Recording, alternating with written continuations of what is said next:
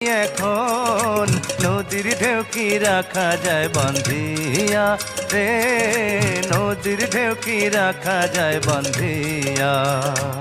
আমার